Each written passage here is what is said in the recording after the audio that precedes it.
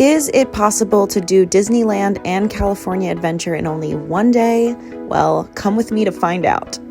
We started our morning off in California Adventure, really wanting to prioritize the California-only attractions because I do go to Walt Disney World a lot. And we did end up purchasing the Lightning Lane just so that we could make sure we got in as much as we possibly could in this one day. All that being said, we started our morning off with a Lightning Lane at Incredicoaster. We're able to hop basically right on the ride. Now, the last time I rode this, it was California Screamin', so it was really exciting to see all of the Incredibles updates.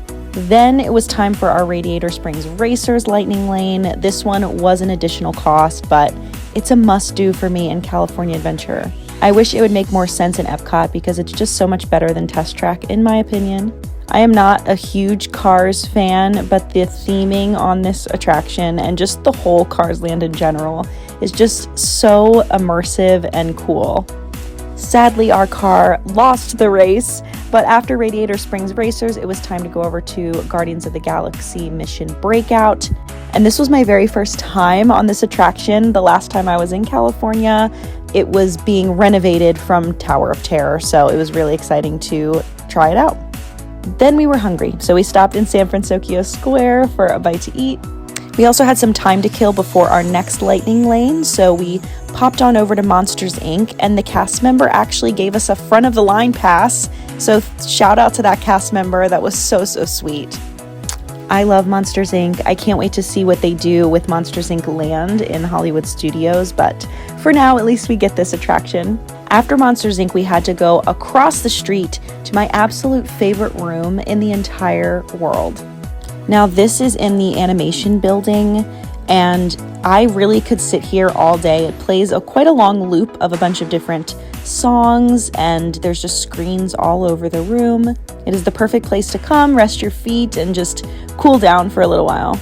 But since we only had one day, we couldn't spend too much time there. It was time for our next Lightning Lane over at Web Slingers.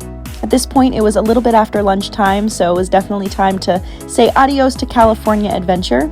And on our way out of the park, we stopped to see Mickey and friends doing a little parade walkthrough. It was for the holidays. It was super cute.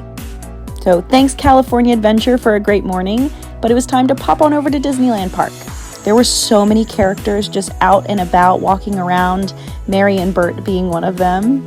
Started the day at Snow White's Scary Adventures, or maybe it's changed its name now, but this ride was basically a walk-on, so we figured we might as well do it because they don't have this one in Walt Disney World.